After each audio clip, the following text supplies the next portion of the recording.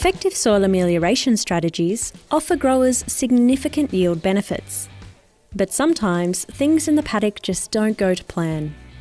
So today I've put together a collection of grower experiences on soil amelioration. At the Perth Grains Research Update event, Department of Primary Industries and Regional Development researcher Bindia Spista shared a range of soil amelioration lessons that WA growers have learnt the hard way. Over the last 5 years, we've done a lot of research on soil amelioration management practices, and we always tell the good things and the good stories about soil amelioration and the yield benefits you can gain. But actually, it's not always as simple as it sounds, and not all soil amelioration techniques are suited to all soil types. Growers have found when they've gone to apply the research in the paddock that there can actually be mistakes or bloopers that occur. Now, a blooper is defined as an embarrassing mistake. I'm not sure that all of these examples I show in my presentation are embarrassing mistakes. They're more just a result of what's happened. But there's certainly some very good lessons that we can learn that will hopefully prevent others from making the mistakes in the future. The first blooper to kick things off is applying pre-emergent herbicides post-amelioration. One of the challenges that we've noticed post-amelioration is that pre-emergent herbicides can work too effectively. So effectively, in fact, they actually reduce plant establishment. So you need to be really careful when you're going in to seed newly ameliorated paddocks that you actually consider what herbicides you're going to use, just to make sure that they're not going to impact on plant establishment. Another lesson that's been learnt, I think that's quite common, is moldboarding or spading dry isn't as good as wet. And that's for two reasons. So one is you actually do a better job of inversion when the soil is wet. So this is an example of, it was topsoil slotted and spaded and dry. And you can see that it mixed down to about here, the 30 centimetres. But when the same farmer, same process, same paddock even, but he did it when it was wet, you can actually see that we got much better inversion and mixing down to about 50 centimetres here. The other aspect to why ameliorating soils wet is better than dry is that the risk of erosion in autumn is much higher.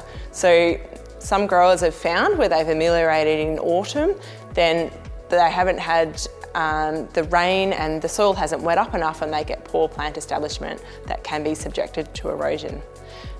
Now, why that looks terrible and none of us want it to erode, what we do see very commonly is that those erosion patches do actually recover and we get good plant establishment when it finally does rain. Sometimes they'll reseed them, but not always. And then we still see that there is a good benefit and in fact a yield increase from the moldboarding despite that initial soil erosion and setback early on.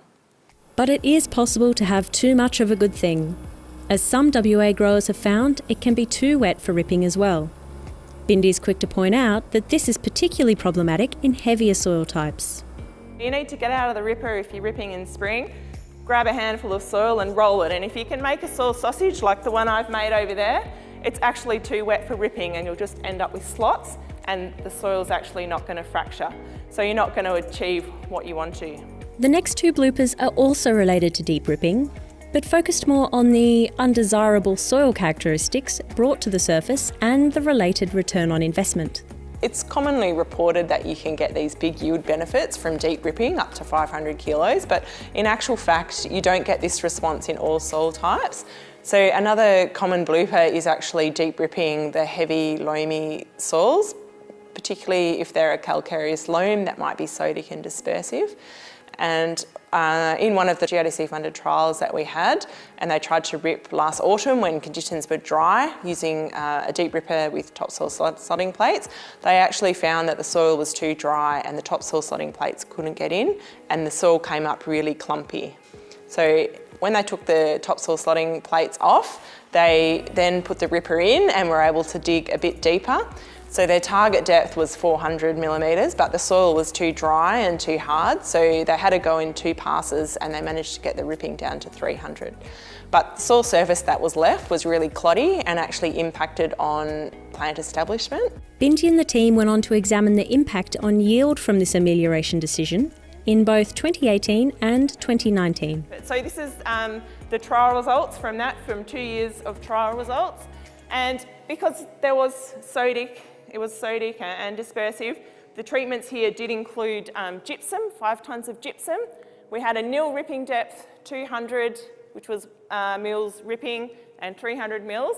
And you can see that there was an impact of plant establishment in the ripping. So it did reduce plant establishment by about 20 plants per square metre. If we have a look at the yield in 2018 and 19, which were also both dry years, you can see that the crop in 2018, the ripping did actually recover. So it actually yielded the same as the control, but there was actually no benefit to the ripping. And in 2019, again, we saw no benefit of the deeper ripping or the gypsum. Not only was there no real yield increase, there was also a negative return on investment, which Bindi says reflects the research findings that there's no significant benefit to deep ripping heavy sodic dispersive soils. And it's a similar story for delving duplex soils. So this is the key one for today, I think, that bloopers commonly occur when the treatment's not applicable for all soil types in a paddock. So you might know see a paddock and you've got water repellent soil and go out ploughing or delving, but actually you've underestimated that variability in the paddock, and often it is that in duplex soils, so more commonly in the southern regions. It does happen in the north too. But you've underestimated how that depth to clay varies. So for example, one blooper that we found down in Esperance was a farmer delved his duplex soil that varies in depth from 10 centimetres to 60 centimetres, and this was done back in 2009 when delving was just emerging. And what he found is he actually brought up to the surface this sodic grey clay that was dispersive and actually was high in boron. 10 years on, and this grower is still seeing a negative yield impact from delving the shallow duplex areas of his paddock. Up to 1 tonne per hectare, in fact. How can we learn from this mistake? So initially, when they went to delve the paddock, they knew that the variable depth to clay was a problem, and they looked at EM and the gamma radiometrics to try and zone out those areas. But they found that the background salinity and soil moisture were too high, so they didn't get an accurate delving map. So now the farmer has actually gone on, and because he keeps the risk of, turning up this sodic soil and having this yield impact, he now is claying out his poor sand areas, and he's developed a good seeding system that is good in the non-wetting soils. That's something that he can apply across the whole paddock without having to worry about bringing up soils that he's not able to manage or have an impact on production. Moldboard ploughing can also turn up some unwanted soil constraints in duplex soils, in the form of cloddy patches.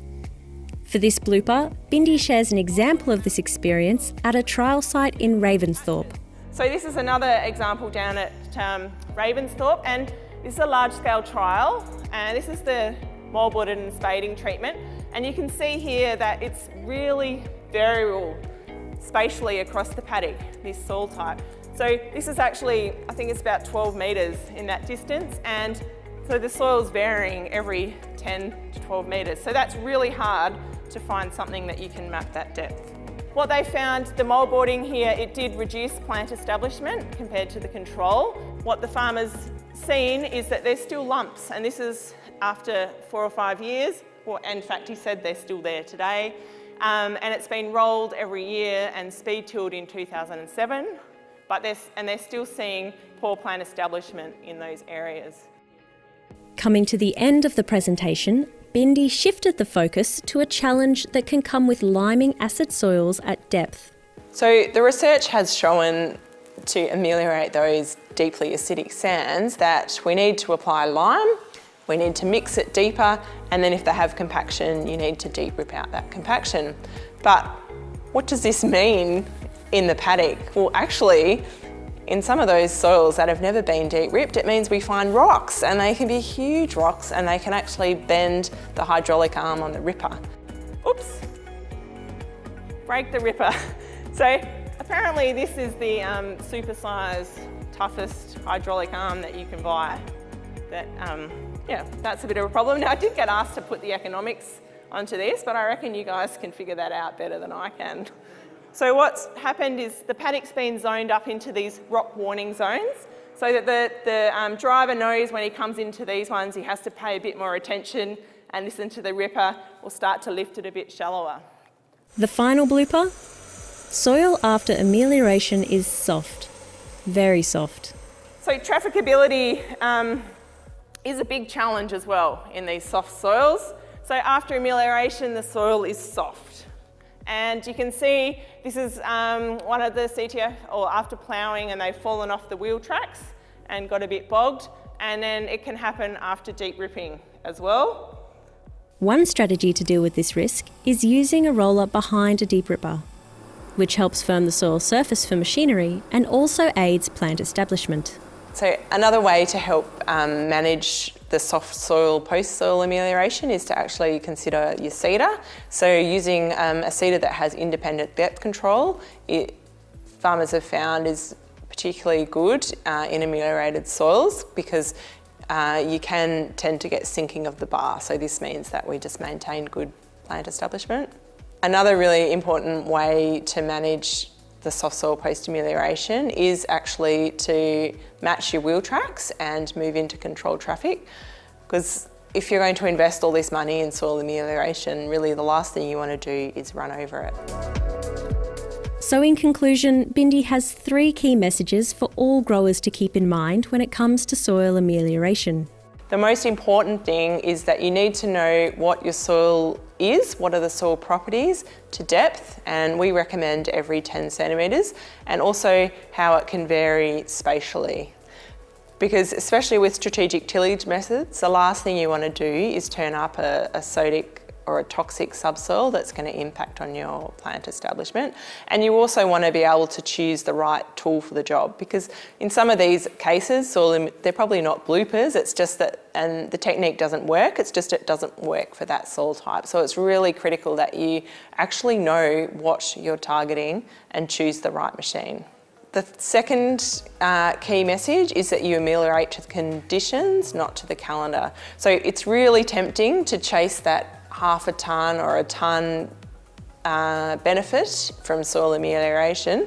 The key is, before you go ripping, is to or ploughing, make sure the soil profile is fully wet to get the technique working, and consider that erosion. So growers have found that if you ameliorate when it's half wet and half dry, that can actually be more of a problem. So make sure that you go on the conditions and don't just go because it'll fit into your calendar at that time. Maybe you're better to pull up and wait for a bit.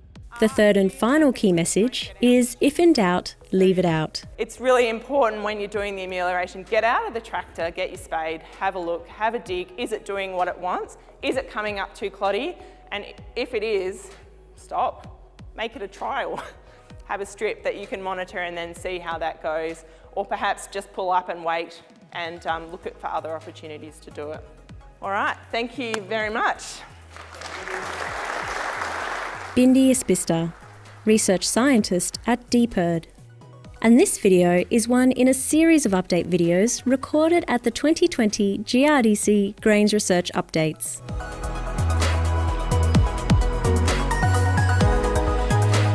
Go to the description bar below for the latest information, links and resources.